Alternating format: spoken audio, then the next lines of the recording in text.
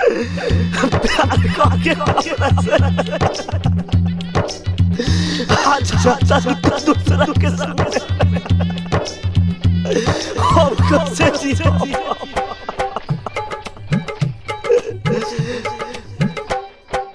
भइलू ना हमार ये जान अब लगा के मरम फसिया हो भइलू ना हमार ये जान अब लगा के मरम फसिया हो निकली जब डोली तोहार निकली जब डोली तोहार जाने जरी मोर लसिया हो निकली जब डोली तोहार जाने जरी मोर लसिया हो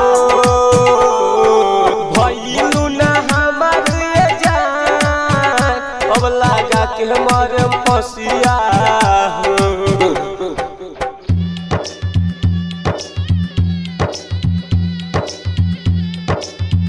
recording by Rangoli studio Mirganj. तोलिए के दिल हमार दे दिहलु धोखा तोहरे जैसा लईकी पर करी के भरोसा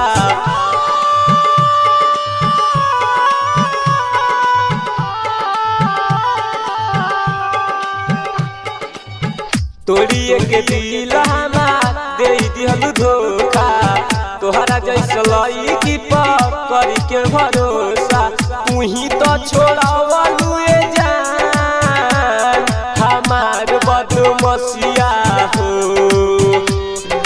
तू ही तो छोड़ावलू ये जान हमार बदमसिया हो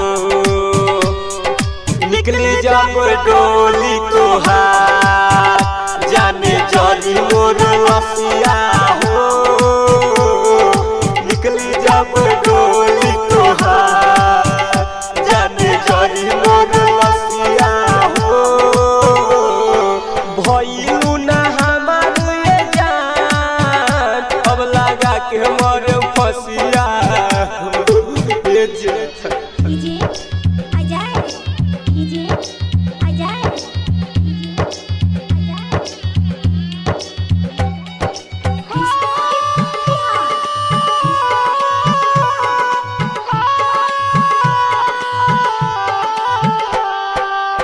तू तो भुला जाइबू हम ना भुलाइबू मिले खाती तोहारा से सपनों में आइबू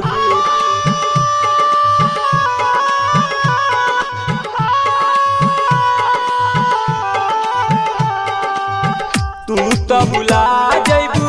हम ना भुलाइबू तोहारा से मिले खाती सपनों में आइबू हम के बोलावत रहलू जब काटत रहलू घसिया हो हम के बोलावत रहलू जब काटत रहलू घसिया हो निकली जब डोली तोहार जाने जरी मोर लसिया हो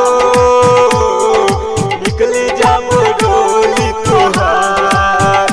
जाने जरी मोर लसिया हो भइलू ना हमार ये जान अब लगा के मरम फसिया हो।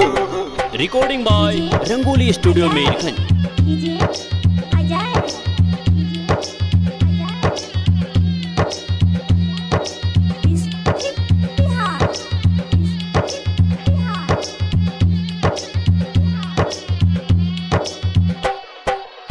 राइटर राम प्यार के जियत ले मुइलू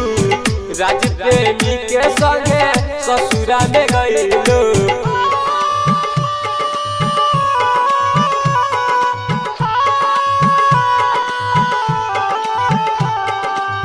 राइटर राम प्यार के जियत ले मुइलू राज प्रेमी के संगे ससुरा में गइलू हीरा पर ताब के जान लगा कहलू अतिया हो गुगली संजीत के जान कहलू दतिया हो निकले जब डोली तोहार जाने जरी मोर रसिया हो निकले जब डोली तोहार जाने जरी मोर रसिया हो